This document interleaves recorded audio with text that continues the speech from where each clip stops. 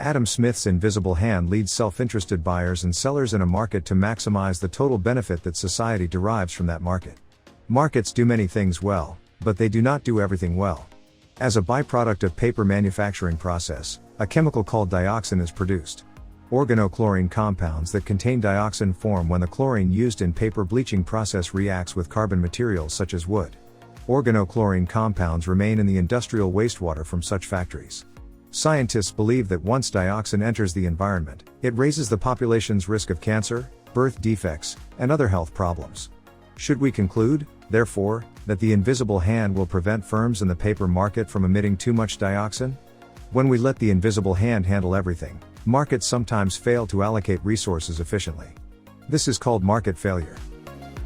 Bestseller of Economics. Principles of Economics Graphic Edition.